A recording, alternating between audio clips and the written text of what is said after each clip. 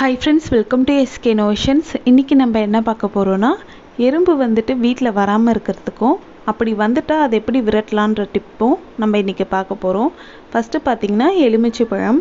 இந்த எலுமிச்சை பழத்தோட நெடி வந்து அந்த எறும்புகளுக்கு பிடிக்காது. அதனால எப்பவுமே வீடு துடைக்கிற தண்ணியில ஒரு அரை முடி எலுமிச்சை பழத்தோட சாறை நீங்க கலந்துட்டு துடைச்சிட்டீங்கன்னா எறும்பு வந்து அந்த அளவு வராது.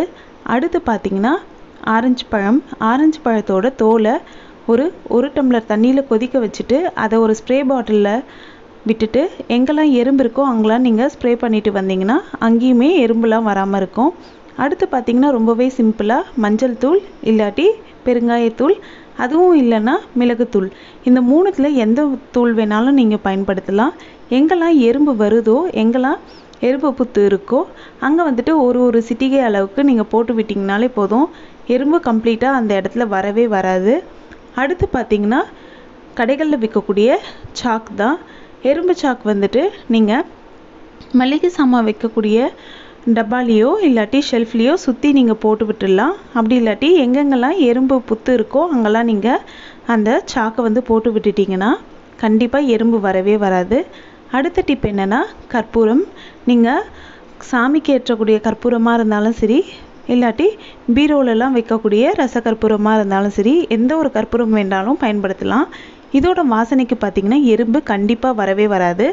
நீங்கள் வந்துட்டு ஷெல்ஃப்லேயோ இல்லாட்டி எங்கெல்லாம் எறும்பு வருதோ அந்தந்த இடத்துல வந்துட்டு மூலையில் ஒரு ரசக்கற்பூரமோ இல்லாட்டி கற்பூரமோ போட்டு விட்டுட்டிங்கன்னா கண்டிப்பாக அந்த இடத்துலலாம் எறும்பு வராது.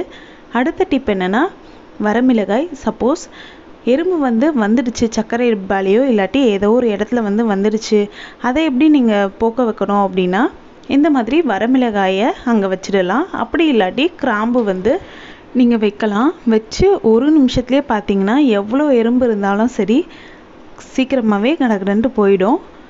ஒருவேளை உங்களுக்கு எறும்பு சாகடிக்கணும் அப்படின்னு நினச்சிங்கன்னா அதுக்கு நீங்கள் பேக்கிங் சோடா யூஸ் பண்ணலாம். பேக்கிங் சோடாவை ஒரு கிளாஸ் தண்ணியில் ஒரு ஸ்பூன் பேக்கிங் சோடாவை கலந்துட்டு அதை நீங்கள் லைட்டாக ஸ்ப்ரே பண்ணி விட்டாலும் போதும், எறும்புலாம் செத்து போயிடும்.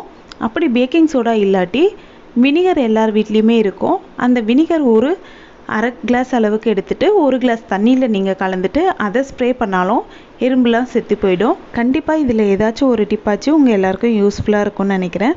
இதை தவிர வேறு ஏதாச்சும் டிப்ஸ்லாம் இருந்ததுன்னா கண்டிப்பாக நீங்கள் கமெண்ட் செக்ஷனில் தெரிவிங்க. இந்த வீடியோ உங்களுக்கு பிடிச்சிருந்தால் லைக் பண்ணுங்கள், உங்கள் ஃப்ரெண்ட்ஸோடு ஷேர் பண்ணுங்கள், அண்ட் இப்படி இருந்துச்சுன்னு கமெண்ட் பண்ணுங்கள். நம்ம சேனலை ஃபஸ்ட் டைம் பார்க்குறீங்கன்னா மறக்காமல் சப்ஸ்கிரைப் பண்ணுங்கள். தேங்க்ஸ் ஃபார் வாட்சிங் ஃப்ரெண்ட்ஸ்.